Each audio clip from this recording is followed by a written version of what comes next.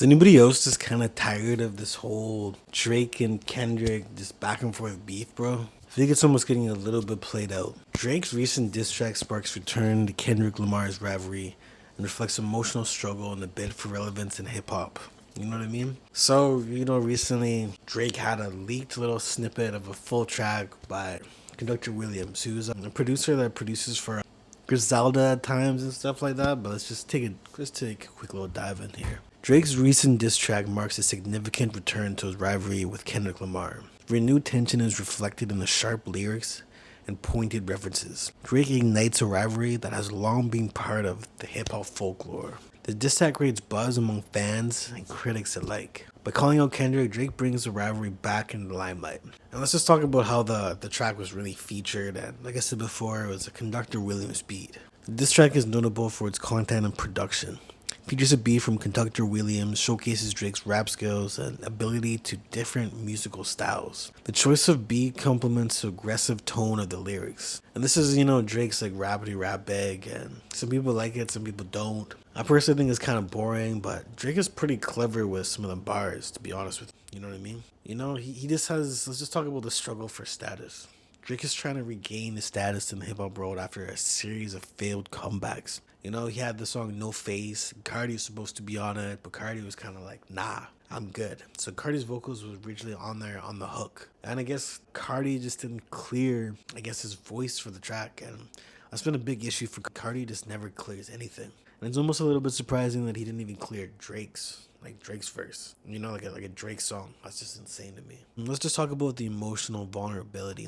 The song reflects Drake's emotional vulnerability, touches on feelings of betrayal and emotional struggle. It offers a glimpse into Drake's state of mind, adds depth to the track, and goes beyond the typical bravado. Drake attempts to connect with his audience on a personal level. Yeah, so I don't know. It's the quality of the track just wasn't the best, you could say, because it was in the middle of a documentary for, I forget, this is really bad. I totally forget the guy's YouTube video was, but the whole song was part of the vlog, on a little TV. You know what I mean? Let's just talk about his aggressive stance. Drake adopts a more aggressive stance in the track, attempts to flip Kendrick Lamar's bars and outdo him lyrically. The shift in tone signals a willingness to engage in the rivalry head on. Aggressive lyrics and delivery challenge Kendrick Lamar's dominance in the rap game. The move underscores the intensity of their rivalry. And yeah, their rivalry it's been almost too much for me, bro. Kendrick clearly beat Drake in this whole beef, bro. And I don't know, it almost seems like a retirement track from Drake. He's just super introspective about, he does have a relationship with his father and stuff like that. I don't know. It's just a little bit weird to me. Now for the strategic distraction. The timing of the diss track seems strategic to divert attention from Drake's struggles. By igniting the feud, Drake shifts focus back onto the rivalry.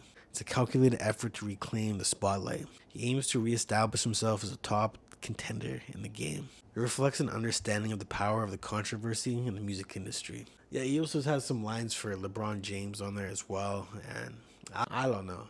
I think this is kind of an L for Drake. I know he didn't officially release it, but it's so strategic.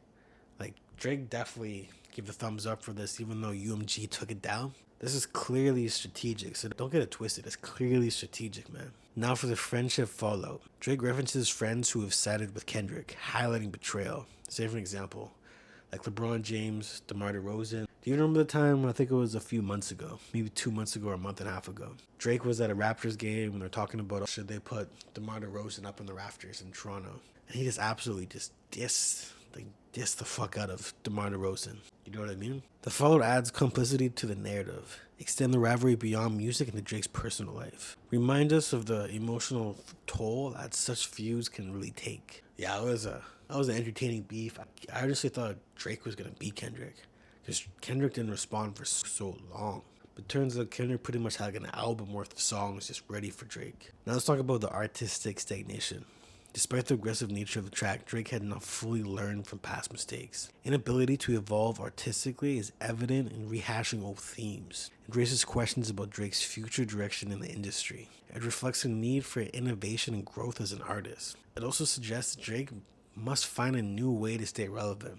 And the way that I think he could actually stay relevant, this may just be like a really hot take, but he should go in the booth with Blockboy Max. I think that would do wonders for his career. like wonders. Cause you know, Blockboy Max is like the hottest streamer in the rap lane right now. So I think that'll just be it's a perfect look for him. You know what I mean? Now let's talk about Kendrick's dominance. Kendrick Lamar's success looms large over Drake's career. Despite Drake's efforts, Kendrick remains the undisputed champion, and that's clearly obvious. You know what I mean?